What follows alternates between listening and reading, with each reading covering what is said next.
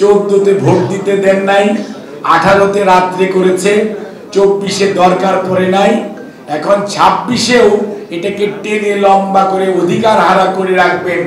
আমার মনে হয় সেই সুযোগ হয়তো ষড়যন্ত্র করতে পারেন, কিন্তু গণতন্ত্রকামী মানুষ আজকে বিএনপির ভারপ্রাপ্ত চেয়ারম্যান জনাব তারেক রহমানের নেতৃত্বে শুধু বিএনপি নয়, গণতন্ত্রকামী মানুষ ঐক্যবদ্ধ এবং দেশের মানুষের আশা এবং ভরসার স্থল গণতন্ত্রের মা দেশনেত্রী বেগম খালেদা জিয়া।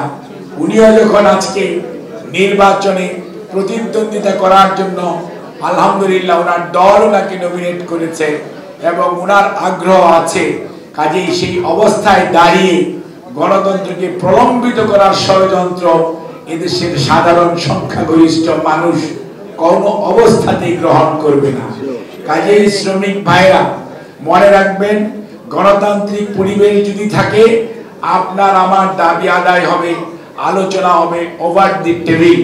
আর যদি গণতন্ত্র না থাকে, গণতন্ত্র আপনাদের প্রতিনিধিত্ব সেটা যেভাবেই হোক যদি প্রতিষ্ঠিত না হয় এবং একটি গণতান্ত্রিক পরিবেশ নিশ্চিত না হয়, তাহলে আমাদের কেন আপনাদের কেন দেশের মানুষের আশা আকাঙ্ক্ষার প্রতিফলন ঘটবে না।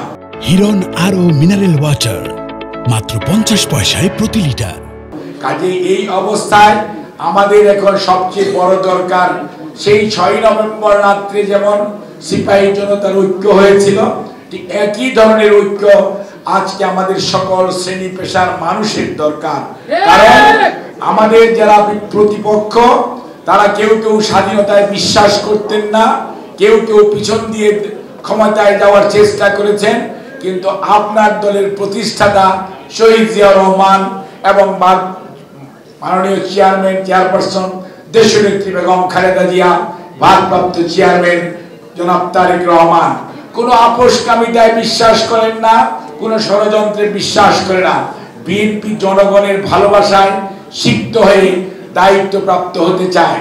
সেই লক্ষ্যেই আমরা এই ঘরে যারা আছি, এর বাইরে যারা আছি, সকল শ্রেণী পেশার মানুষকে 7ই নভেম্বরের যে ঐক্য, যে শিক্ষা, সেই শিক্ষাকে আমাদের ধারণ করতে হবে এবং সেই ঐক্য যদি আমরা ধরে রাখতে পারি, আগামী জাতীয় নির্বাচনে 31 দফার আলোকে জনগণের ভাগ্য উন্নয়নের জন্য জনগণকে সাথে নিয়ে দায়িত্বপ্রাপ্ত হয়ে জনাব তারেক রহমানের নেতৃত্বে ইনশাআল্লাহ শ্রমিক শুধু নয়, সারা দেশে আমাদের অধিকার হারা মানুষের সকল দাবি সফল বাস্তবায়ন হবে বলে আমরা আশা করি।